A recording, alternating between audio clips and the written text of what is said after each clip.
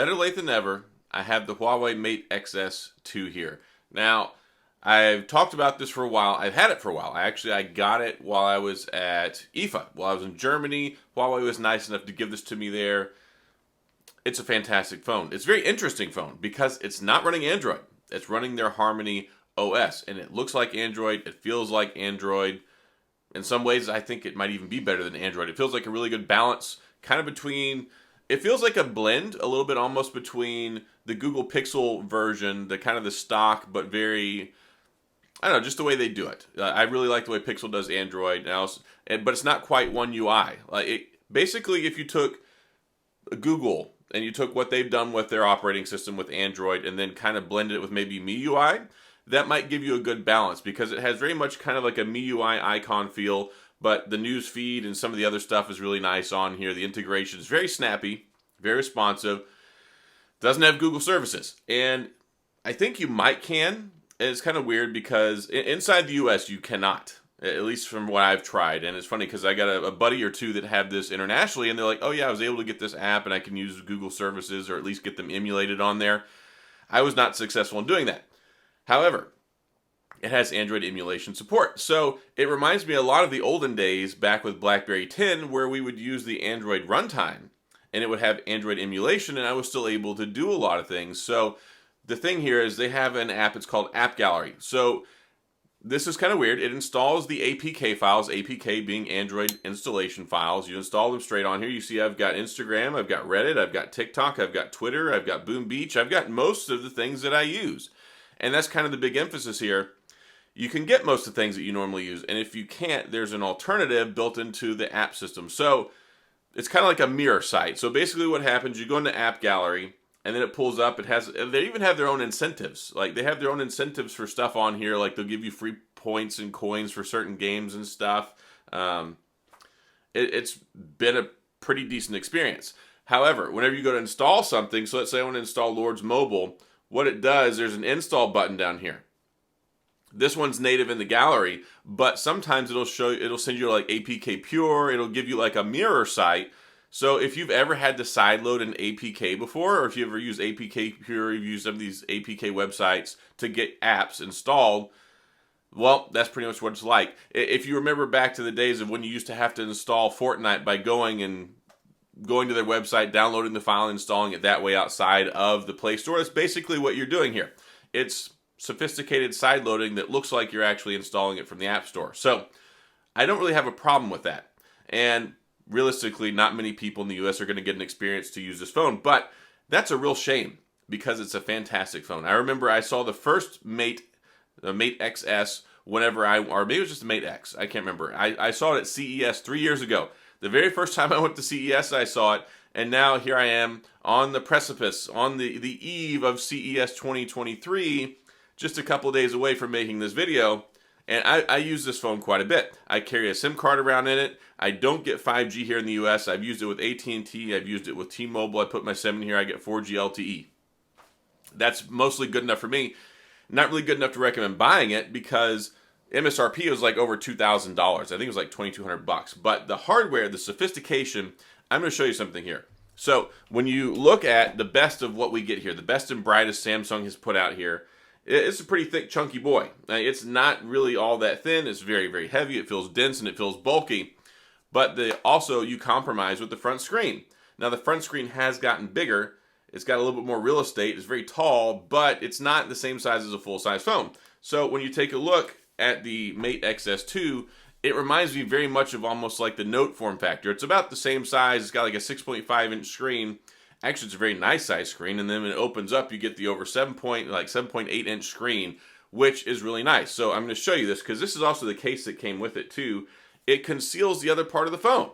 So you open it up. Here's the back side of the screen. There's actually a button, and it's right here underneath the case. You press that. Voila! It opens up. Look how thin this is. Look how thin this is, and look, there's no crease.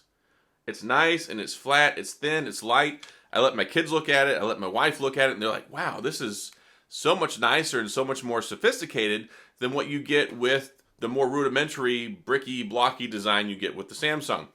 They're both good in their own right, in their own merit. man, I really wish we could get this in Google. I wish we could get it here in the US. This would provide so much competition for Samsung, and that's what Samsung desperately needs. Samsung needs competition. Internationally, this might work out pretty darn well for you. And I'm hoping to see we'll get a Mate XS3 this next year. Well, basically tomorrow's the next year already.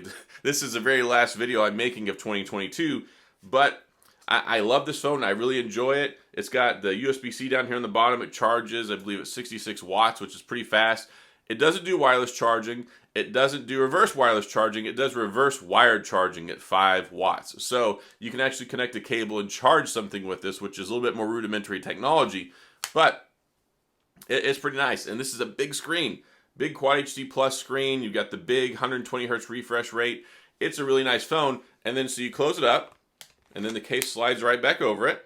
You got the cameras here on the back, which are also pretty nice. Takes pretty good quality camera shots, takes decent video, does 4K at 30 on the front and on the back, which is nice. It has a 50 megapixel primary camera, a 8 times telephoto, and then it has a 13 megapixel ultra wide, and then it has a just over 10 megapixel camera on the front. The selfie camera up here, nice, unintrusive, right up here in the top corner. Reminds me a lot of like the old Huawei Mate, like the Huawei P30, P40, P50, those type of designs. They really did a good job with making the little cutout. It's not under the display. I don't really have a problem with that. I think that it's perfectly fine that way. As far as storage configurations go, you get 2 different options. And oddly, this doesn't have a higher level of RAM. You get 8 gigs.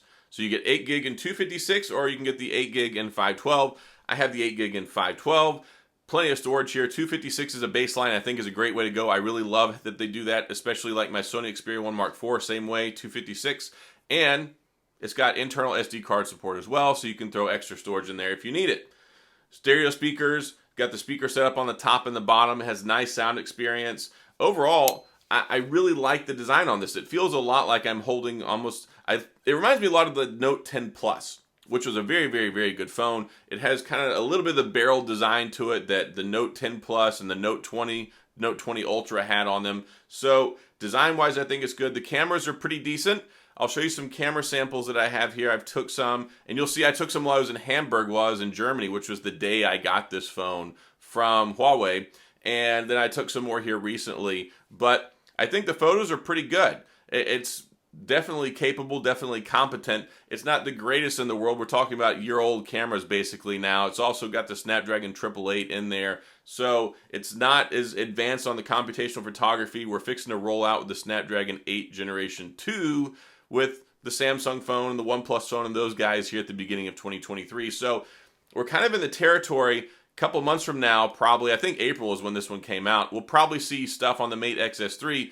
I really would like to see Huawei get more global with their stuff. They were nearly the global leader. I think they even passed up Samsung before all the stuff happened. They basically got stonewalled out of the US and all the things that happened to them. But one thing I have always maintained is that Huawei makes some beautiful hardware. And it's a shame that they cannot directly compete with Android and in the US market with Samsung, because they would give them a huge run for their money. I remember whenever I think it was the Mate 10 Pro came here to the US, it got onto AT&T basically for like a week and then got yanked off the shelves and everything just kind of collapsed, which is very unfortunate because I love their hardware. It's a beautiful device.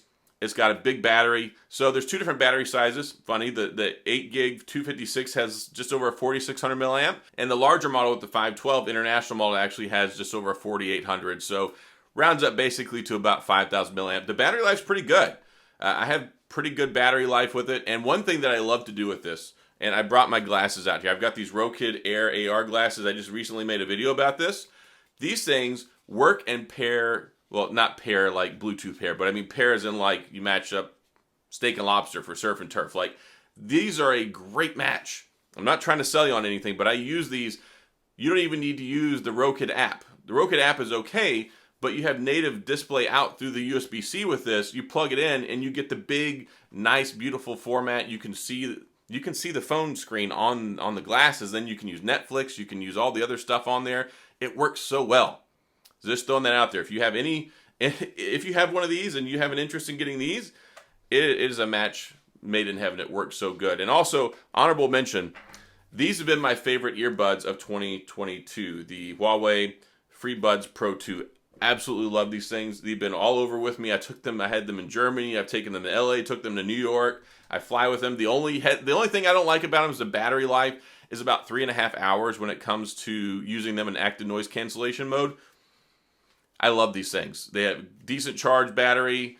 They also have great active noise cancellation. They have such a great sound experience. They fit so comfortably. They're just great. I really love these. So if you have an opportunity to pick some up, you want some good earbuds, you want a nice AirPods Pro alternative, fantastic there. So overall, yeah, this is my first experience with the Huawei phone in a long time, but every time I use this, because I use my Galaxy Fold 4 every single day. I carry it around with me every single day.